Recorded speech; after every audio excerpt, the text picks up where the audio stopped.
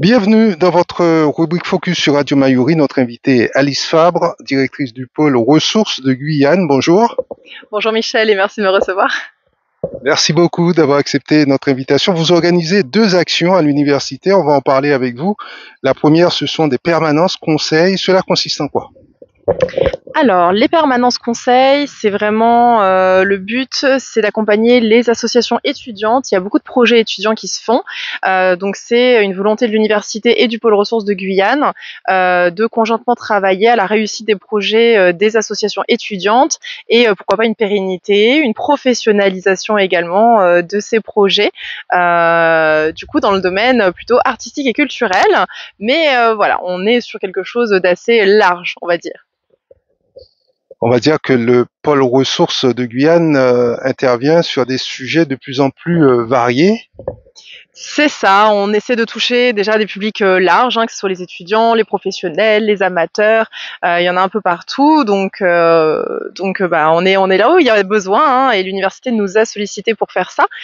Donc je pense que c'est en effet une chance. C'est vrai que quand on est étudiant, on se pose la question de qu'est-ce qu'on va faire après. Bah, le secteur associatif est un secteur d'emploi, est un secteur aussi d'entrepreneuriat.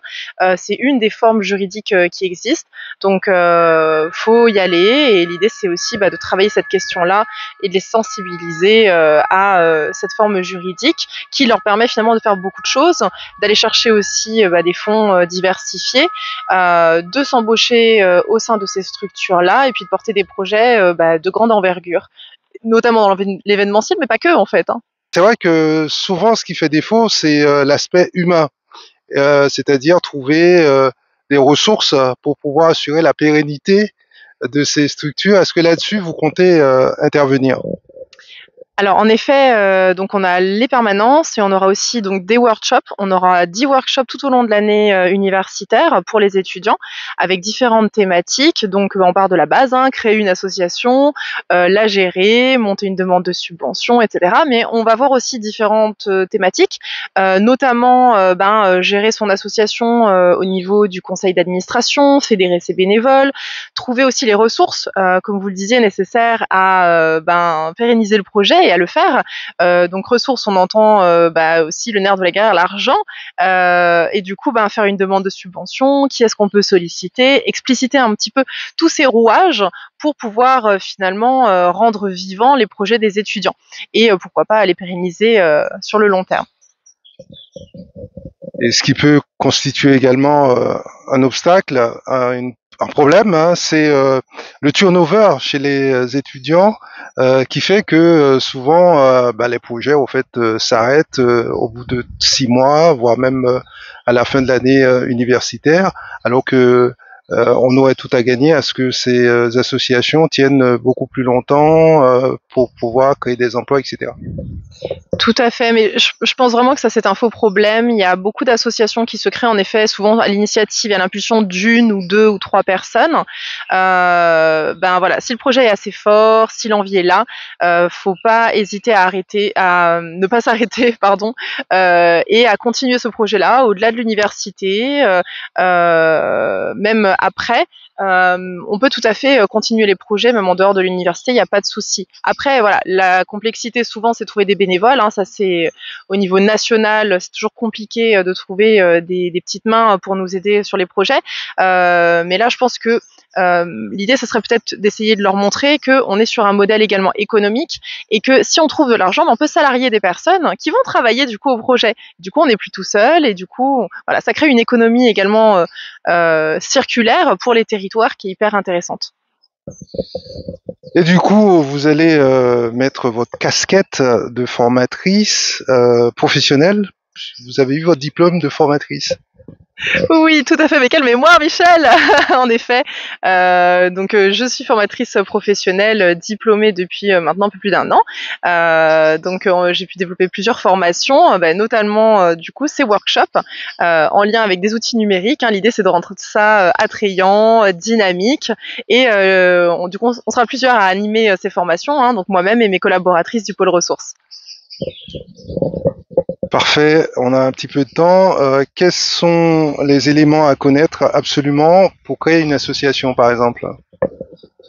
Quels sont les éléments importants pour créer une association? Bah, déjà avoir la bonne idée, avoir la motivation, on va dire, et puis après c'est une certaine rigueur en fait en termes de travail.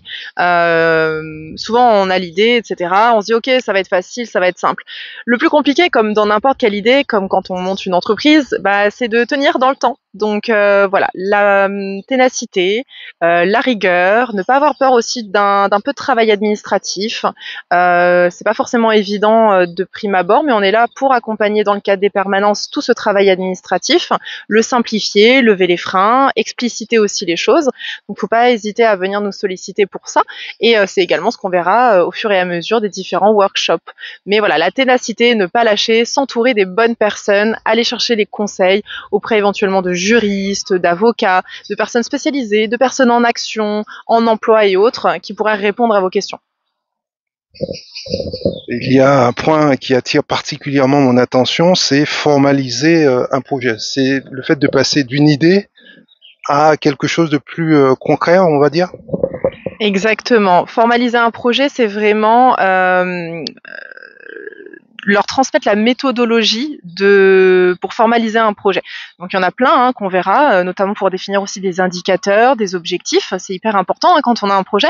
Mais formaliser un projet, c'est n'oublier aucun élément quand on présente un projet, déjà pour pouvoir, par exemple, le pitcher de manière très courte quand on rencontre un partenaire potentiel ou autre, ou quand on va voir un financeur, ou quand on rencontre des nouveaux bénévoles, bah, il faut lui présenter le projet rapidement, il faut qu'il le comprenne bien, et du coup, il faut pouvoir le formaliser de manière claire et complète. Et du coup, il y a un certain nombre de champs à ne pas oublier. Donc, nous, on va proposer des méthodologies pour aider les étudiants à formaliser simplement leur projet et être sûr qu'ils n'oublient rien. Parce que le plus compliqué, c'est quand on a quelqu'un en face de nous qui n'a pas forcément tout compris ou il manque des éléments et du coup il a du mal à se faire une idée concrète de quoi va être vraiment sur quoi va porter le projet. Donc nous on va essayer de travailler cette question-là pour qu'il n'y ait aucun oubli et que le projet soit viable, percutant et qu'il marche à tous les coups.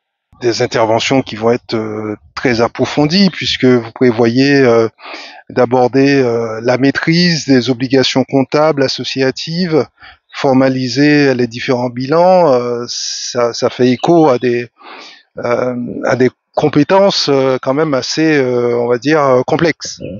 Alors ben oui, mais du coup, quand on a une association, on a aussi des obligations, malheureusement, ou heureusement d'ailleurs, notamment de tenir une petite comptabilité, déjà de trésorerie, donc c'est là-dessus qu'on reviendra. Qu'est-ce qu'on a le droit aussi d'acheter avec la carte bleue de l'association, ce genre de choses, comment classer ces justificatifs, quelles sont les obligations finalement au regard de la loi quand on a une association. C'est toutes ces petites choses-là. Alors, c'est vrai que ça peut faire peur quand on voit obligation comptable, mais bon, l'idée c'est de dédramatiser un maximum tout ça et de rendre ça le plus simple possible, avec une méthode toujours, pour que dès le début de l'association, ils puissent prendre l'habitude de faire les choses correctement et que ça soit simple en fait et qu'il n'y ait pas de problème, notamment s'ils veulent aller chercher des fonds publics du titre subvention, fondation ou autre, il faudra fournir des bilans généralement, donc un bilan moral, c'est-à-dire un bilan des actions passées pour prouver ce que vous faites, votre champ d'activité et que vous avez une bonne gestion au niveau de votre association, mais aussi un bilan comptable qui montrera la bonne gestion et la santé financière de l'association, apporter un projet qui va également avoir des ressources. Donc on va être là pour un petit peu défricher tout ça, mais vous inquiétez pas, ça fait peur tous ces mots, mais c'est pas grand-chose en vrai. Est-ce que vous allez cibler principalement les masters, les étudiants qui sont en doctorat? Pourquoi? Parce que ils ont un petit peu plus de bouteilles, peut-être ce sera plus facile pour eux d'aborder un certain nombre de questions, contrairement aux premières années qui arrivent du lycée, qui se cherchent. Alors nous, il n'y a pas d'âge. Dès lors qu'on est motivé vraiment, n'hésitez pas à venir en salle F103 donc pour les workshops. Le planning est sur nos réseaux sociaux ou à la salle du Dosit, bâtiment G si je dis pas de bêtises, pour les permanences. Voilà, que vous soyez en première année, en deuxième, en troisième, en master, en doctorat, on est là pour vous aider, quel que soit votre niveau. Au contraire, on va essayer de se mettre à votre niveau et de vous faire progresser et pour que vos projets réussissent le mieux possible. Est-ce que c'est la première fois que vous mettez en place ce partenariat avec l'Université de Guyane? Alors, on a déjà eu un partenariat l'année dernière avec l'université qui nous a fait confiance et on les remercie. On avait réussi à mettre en place, il me semble, de mémoire 4 workshops. Donc, sur la fin d'année, entre avril et juin, ça avait très bien marché. On avait eu plein d'étudiants très intéressés et ça leur avait permis de vraiment concevoir des projets plus aboutis, on va dire, et de mieux anticiper aussi les choses. Puisque le plus compliqué, c'est parfois de ne pas voir les écueils qu'il peut y avoir. Donc nous, on fait en sorte aussi de vous montrer les pièges qui peuvent exister pour que ça soit une réussite et qu'il n'y ait pas de problème derrière non plus. Donc on est hyper content que l'université prolonge ce partenariat, le continue, et on espère que ce sera encore une belle réussite. Est-ce qu'il y a une obligation pour les étudiants à l'issue de ces formations, de ces ateliers, ces workshops, de se lancer immédiatement dans un projet associatif où ça peut leur servir tout simplement de connaissances, de savoir, un bagage supplémentaire pour leur propre construction, entre guillemets. Nous, en effet, on le voit plus comme des compétences transversales, à la fois là dans le cadre des projets associatifs, mais c'est des compétences qui vont pouvoir se resservir à plein d'autres moments s'ils veulent monter une entreprise, mais aussi dans leur vie professionnelle, dans leur vie familiale. Par exemple, on va faire un budget, mais faire un budget, en fait, on en fait tous les jours, hein, quand on part en vacances, quand on organise les fêtes de fin d'année, etc., etc. Donc, toutes ces compétences, elles peuvent être réutilisables à plein de moments et c'est ça l'intérêt, en fait. Toutes les méthodologies qu'on va vous proposer, vous pourrez les utiliser tout au long de votre vie. Voilà, hein, n'hésitez pas, hein, c'est fait pour vous. Comment adaptez-vous ces permanences pour que ça suscite de l'intérêt chez les étudiants pour qu'ils soient captivés par ce que vous leur dites? Déjà, l'idée c'est toujours de faire du lien avec les projets qu'ils portent. Donc, moi, je sais que je prends toujours le temps en début de séance pour faire le tour un petit peu dans la salle de qui est là, quel est ton projet, etc. Voir un petit peu et de prendre du coup des cas concrets à chaque fois auprès des étudiants pour donner des images, travailler sur leur projet. L'idée c'est que dans tous les workshops, on va travailler une question et on va toujours travailler sur leur projet le plus possible pour leur permettre finalement d'avancer dans la réflexion, dans la maturation, dans le formalisme aussi de leurs différents projets. Et puis pour ce faire, on utilise plein d'outils pédagogiques assez novateurs, du type WoClap, donc on fait des quiz en ligne, on rigole, enfin franchement c'est très très drôle, hein. En vrai on passe un très bon moment, on fait des petits jeux, c'est sympa. Ils viennent d'eux-mêmes ou il y a une obligation de la part de l'université à ce qu'ils assistent à ces permanences? Alors que ce soit les permanences ou les workshops, c'est sur libre inscription. Donc n'hésitez pas, en plus c'est les jeudis lorsque vous n'avez pas cours, puisque les jeudis à l'université il n'y a pas cours. C'est fait exprès pour toutes les activités aussi extrascolaires. Donc voilà, on a travaillé avec l'université pour que ce soit le plus pertinent possible. C'est les jeudis après-midi. Et du coup, c'est sur libre inscription par rapport à votre calendrier, à vos obligations également. On essaie de rendre ça le plus accessible possible. Donc c'est sur la base du volontariat. Exactement. Exactement. Et quel est l'intérêt, selon vous, pour l'Université de Guyane de perpétuer ce type d'initiative auprès des étudiants guyanais?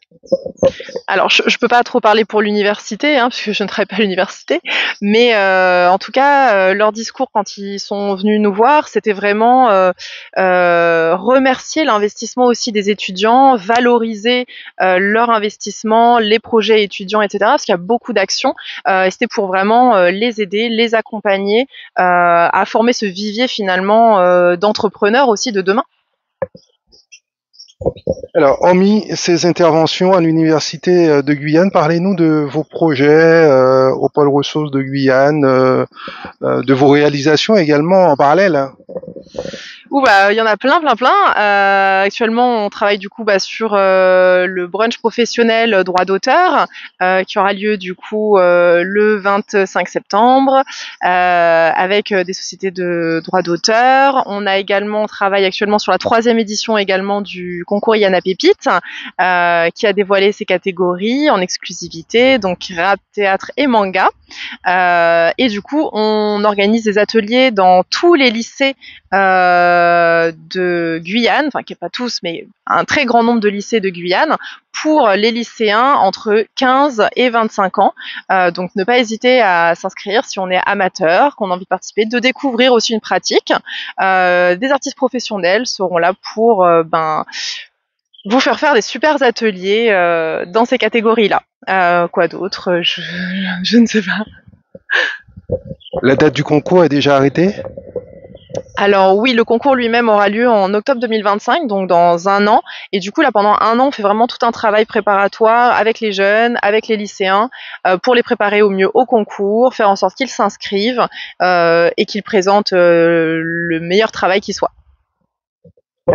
Pour revenir à ces workshops et ces permanences que vous allez donner à l'Université de Guyane, rappelez-nous comment les étudiants peuvent s'y inscrire, en plus des affiches certainement qu'il y a déjà à l'université un peu partout.